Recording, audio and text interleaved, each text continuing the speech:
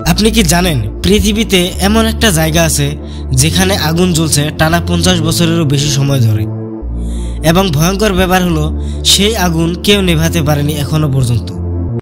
মানুষ একে বলে গেটস অফ হেল বা নরকের দরজা। আজকে আমরা জানবো কোথায় এই জায়গা, কিভাবে তৈরি হলো, আর কেন আগুন আজও নিভছে না। তাহলে চলুন ভিডিওটি শুরু করি।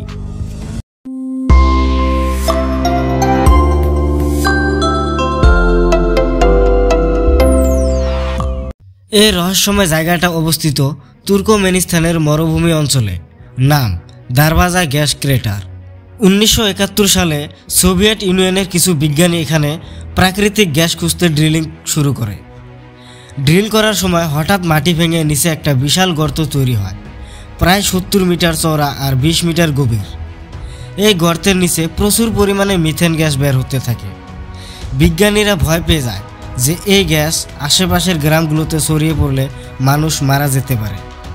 তখন তারা একটা অদ্ভুত সিদ্ধান্ত নেয়, গ্যাসে আগুন লাগিয়ে দেয় যেন কয়েকদিনের মধ্যে সব গ্যাস পুড়ে শেষ হয়ে যায়।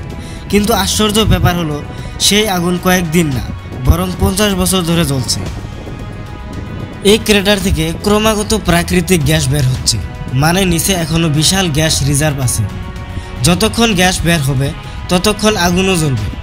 বিজ্ঞানীরা বহুবার চেষ্টা করেছে আগুন নেভানোর জন্য, পানি ঢালা, বালি ফেলা, এমনকি রাসায়নিকও ব্যবহার করা হয়েছে, কিন্তু আগুন আবার জ্বলে উঠেছে। তুর্কমেনিস্তানের প্রেসিডেন্ট পর্যন্ত কয়েক বছর আগে নির্দেশ দেন আগুন নিভিয়ে ফেলতে, কিন্তু এখনও কোনো সফলতা আসেনি। আজও মরুভূমির মাঝখানে এই বিশাল আগুনের গর্ত দিনরাত জ্বলছে, আর দূরে থেকে দেখতে মনে হয় যেন নরকের দরজা খুলে আছে।